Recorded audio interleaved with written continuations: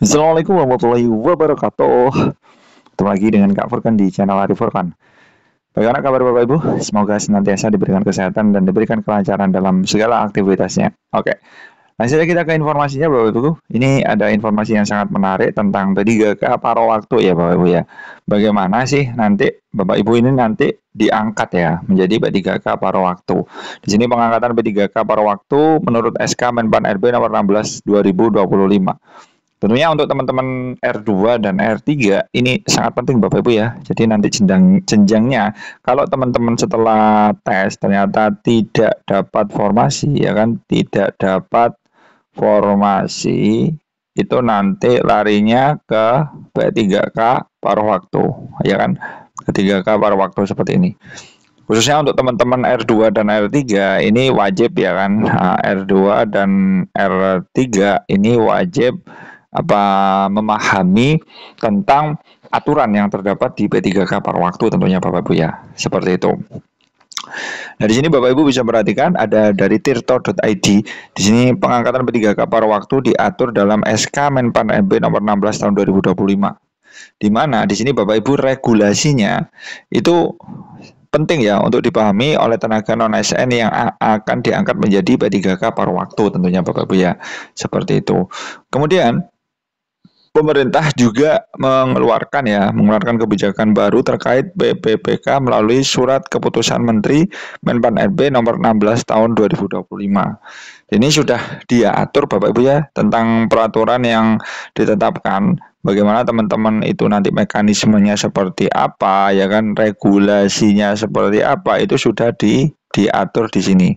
Semuanya itu sudah diatur tentang P3K paruh waktu, diatur di Permen nomor 16 tahun 2025. Seperti itu.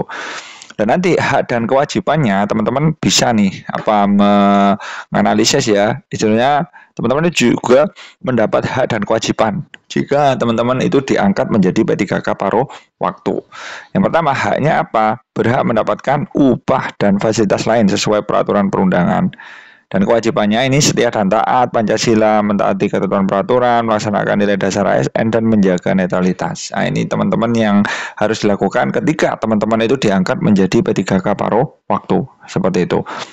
Dari sini Bapak Ibu bisa perhatikan kebijakan ini secara khusus mengatur mengenai pengangkatan P3K paruh waktu.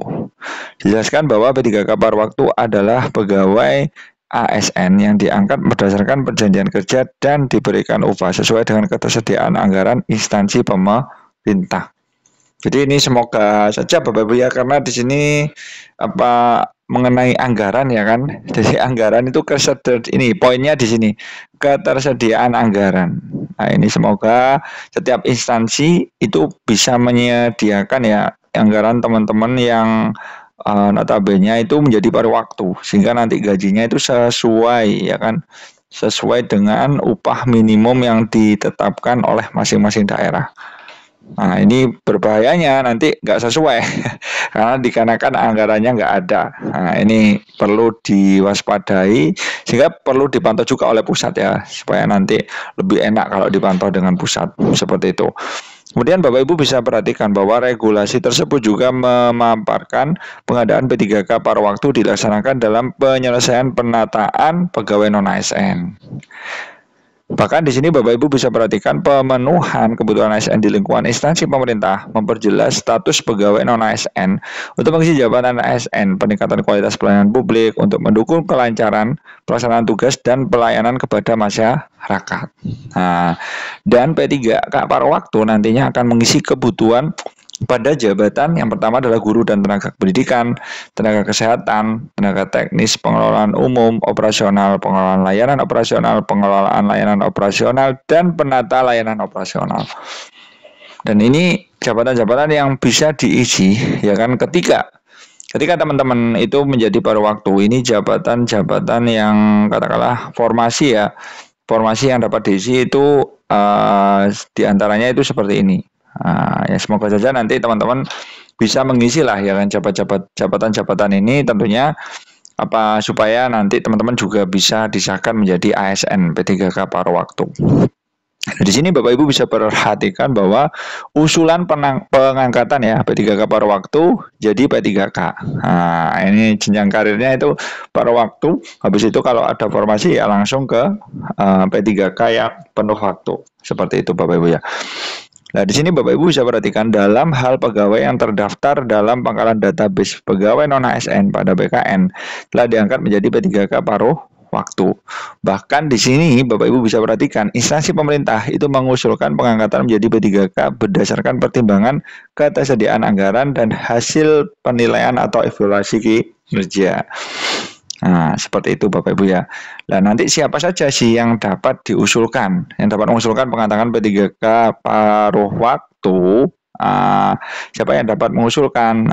Pihak yang dapat mengusulkan itu adalah PPK atau Pejabat Pembina Kepegawaian. Usulan pengangkatan PPK dilakukan PPK berdasarkan pertimbangan ketersediaan anggaran dan hasil penilaian atau evaluasi kinerja. Pengangkatan tersebut dilakukan dengan tahapannya itu sebagai berikut. Yang pertama tentunya PPK ya maksudnya ya. PPK itu mengusulkan kepada Menteri Menpan RB nih. Dan Menpan RB nanti menganalisis ya, menetapkan juga rincian kebutuhan P3K setiap instansi. Habis itu rincian kebutuhan ini terdiri dari kebutuhan, jenis jabatan, dan unit penempatannya juga akan ditetapkan oleh Kemenpan RB.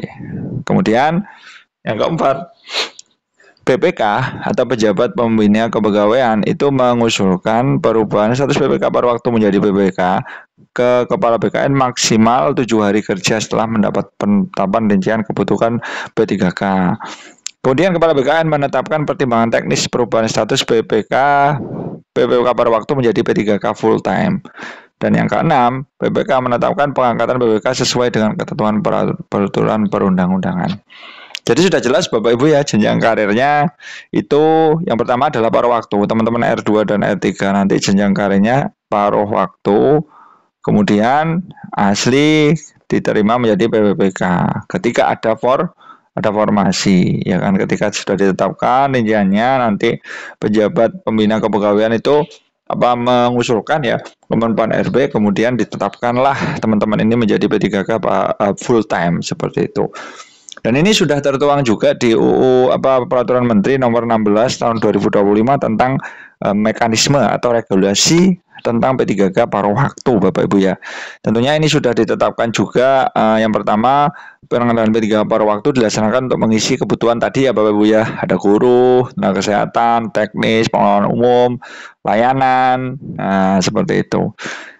Kemudian di sini Bapak Ibu bisa perhatikan bahwa yang menjadi pegawai non ASN yang diusulkan menjadi P3K paruh waktu itu nanti akan batal ya, dianggap mengundurkan diri, kemudian bisa meninggal dunia. Ini PPK itu membatalkan proses pengangkatan yang bersangkutan seperti itu. Oke, jadi di sini memang sudah jelas ya di UU nomor 16 ini sudah diatur secara detail ya. Tinggal Bapak Ibu memahami saja khususnya untuk teman-teman R2 dan R3 yang tidak kebagian informasi. Seperti itu dulu informasi dari Kak Purkan Bapak Ibu ya. Semoga bermanfaat. Intinya tetap semangat Bapak Ibu dan semoga dilancarkan semuanya. Salam semangat terus dari Kak Purkan. Wassalamualaikum warahmatullahi wabarakatuh.